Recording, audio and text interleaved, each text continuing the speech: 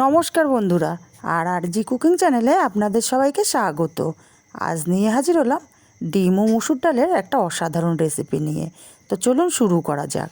আমি এখানে 100 গ্রাম মুসুর ডাল 1 ঘন্টা আগে ভিজিয়ে রেখেছিলাম। আমার ডালটা বেশ নরম হয়ে গেছে। আমি এখন এই ডালটা একটা মিক্সচার জার নিয়ে নিয়েছি।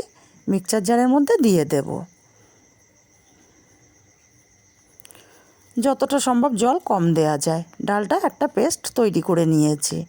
এখানে খুব মিহি আমি পেস্ট করিনি, হালকা একটু দানা দানা আছে। এবার একটা গামলার মধ্যে আমি নিয়ে নেব ডাল বাটাটা। আর আমি ডালটা পেস্ট করার সময় কোনো কিছুই দেইনি মশলা। ডালটা নিয়ে এখানে দিয়ে দেব আমি 3টে ডিম। আপনারা চাইলে এখানে 2টো ডিম দিয়েও করতে পারেন। আমি এক এক করে 3টে ডিম এখানে ভেঙে দিয়ে দিচ্ছি। এবারে এখানটায় দেব আমি হাফ চামচ হলুদ গুঁড়ো, হাফ চামচ ঝাল লঙ্কার গুঁড়ো, হাফ চামচ ধনে গুঁড়ো, হাফ চামচ জিরে গুঁড়ো, আর দেব বড় সাইজের একটা পেঁয়াজ কুচি করে রেখেছিলাম। আর দিয়ে দিলাম আদা, কাঁচা লঙ্কা, রসুন বাটা, আর অল্প একটু গরম মশলা গুঁড়ো, আর দিয়ে দিচ্ছি স্বাদ মতো লবণ। এবার খুব ভালো করে এটা ফেটিয়ে নেব বা ডাল আর ডিমের সঙ্গে মিশিয়ে নেব। দেখুন খুব ভালো করে আমার মেশানো হয়ে গেছে। যেন সব কিছু ভালো করে মিশে যায় সেটা খেয়াল রাখতে হবে। গ্যাসে কড়াই বসিয়ে দিয়ে দিচ্ছি তেল। আমি এখানে 2 চামচ পরিমাণে তেল দিয়ে দিলাম। তেলটা ভালো করে প্যানের গায়ে ছড়িয়ে দিচ্ছি। তেলটা ছড়িয়ে এখানে ডাল আর ডিমের পেস্টটা দিয়ে দেব। ভালো করে ছড়িয়ে দেব।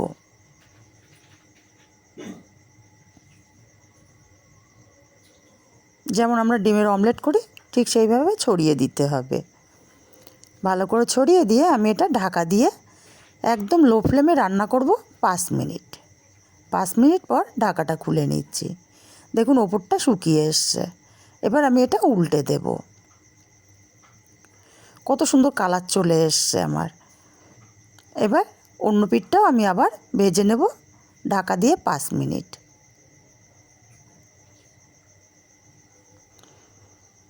5 মিনিট পর ঢাকাটা খুলে নিচ্ছি।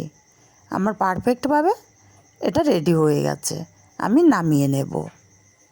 দেখুন কত সুন্দর কালার চলে এসছে। পুরোপুরি ঠান্ডা করে নেব। গ্যাসে কড়াই বসিয়ে দিয়ে দিচ্ছি তেল।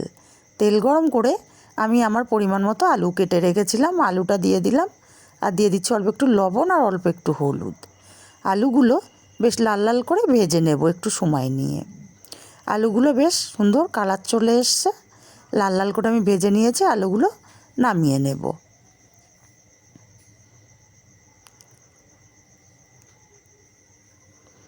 আলুগুলো নামিয়ে নিয়ে এই তেলটাতেই আমি রান্নাটা করব। দিয়ে দেব তেলের ওপরে কিছুটা জিরে আর একটা তেজপাতা আমি 2 টুকরো করে ছিঁড়ে দিলাম। 2টো এলাচ দিলাম, একটা দারচিনি ভেঙে দিয়েছি আর 2টো লবঙ্গ। ফোড়নটা কয়েক সেকেন্ড ভেজে নেব মিষ্টি গন্ধ বেরোনো পর্যন্ত। ফোড়নটা ভেজে নিয়েছি। এবার এখানে দিয়ে দেবো একটা পেঁয়াজ কুচি। পেঁয়াজ কুচিটা দিয়ে হালকা লাল করে ভেজে নেব আগে। পেঁয়াজটা বেশ লাল লাল হালকা লাল করে ভেজে নিয়েছি। এখন এখানে দিয়ে দেব কাঁচা লঙ্কা, আদা, রসুন আর টমেটোর পেস্ট। আমি একসাথে পেস্ট করে নিয়েছি। আমি এখানে ছোটো সাইজের 2টো টমেটো, 1 ইঞ্চি আদা আর 4টে কাঁচা লঙ্কা আর 6টা-7টা রসুনের কোয়া পেস্ট করে নিয়েছি। মশলাটা বেশ কিছুক্ষণ কষিয়ে নিয়েছি। এখন এখানটা একটু জল দিয়ে আমি গুঁড়ো মশলা অ্যাড করছি। দিয়ে দিলাম হাফ চামচ হলুদ গুঁড়ো, হাফ চামচ কাশ্মীরি লঙ্কার গুঁড়ো, হাফ চামচ ধনে গুঁড়ো, হাফ চামচ জিরে গুঁড়ো। মশলাটা কষিয়ে নেব বেশ কিছুক্ষণ।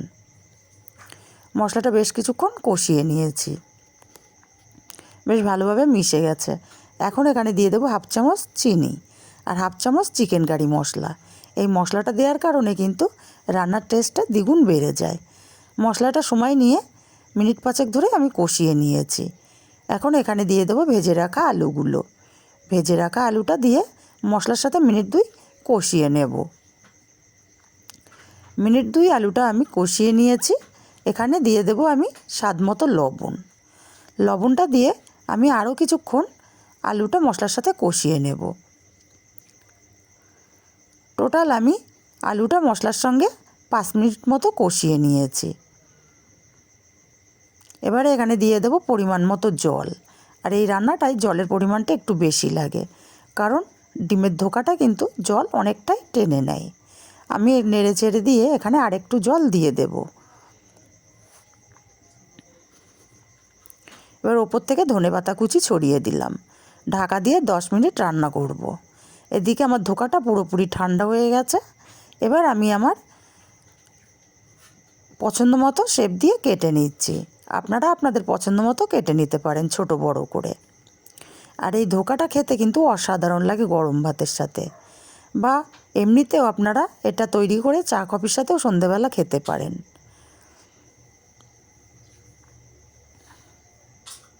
আমি আমার পছন্দ মতো পিস করে কেটে নিচ্ছি।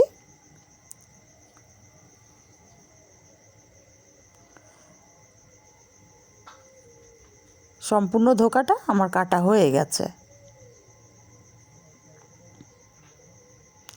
এবার এখান থেকে আমি পিসগুলো ছাড়িয়ে নেব।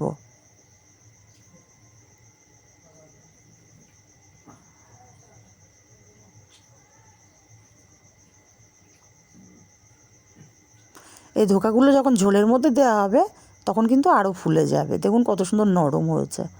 সম্পূর্ণ ধোকাটা রেডি করে নিয়েছি। আর এদিকে 10 মিনিট আমি রান্না করে নিয়েছি। এবার ঢাকাটা খুলে নিলাম, নেড়ে চেড়ে দিয়ে এবার ধোকাগুলো আমি এর মধ্যে দেব।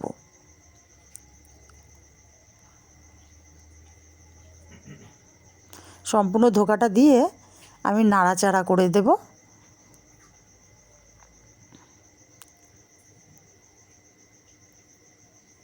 আরও ঢাকা দিয়ে আমি রান্না করব 5 মিনিট, যাতে মশলার ফ্লেভার সব ধোকার মধ্যে ঢুকে যেতে পারে। 5 মিনিট পরে ঢাকাটা খুলে নিলাম। এখন যতটা ঝোল দেখা যাচ্ছে, তরকারিটা ঠান্ডা হলে কিন্তু এতটা ঝোল থাকবে না। নেড়ে চেড়ে আমি এখানটায় অল্প একটু গরম মশলার গুঁড়ো দিয়ে দিলাম। গরম মশলার গুঁড়োটা দিয়ে ভালো করে নেড়ে চেড়ে মিশিয়ে নেব। আর মিশিয়ে আমি গ্যাসটা অফ করে দিয়ে ঢাকা দিয়ে রাখবো 5 মিনিটের জন্য। আর 5 মিনিট পরে তৈরি হয়ে গেল আমার দারুণ স্বাদের ডিম ও মুসুর ডালের ধোকা কারি। এটা অসাধারণ লাগে খেতে, একবার হলেও বানিয়ে দেখতে পারেন, আপনাদেরও খুব ভালো লাগবে।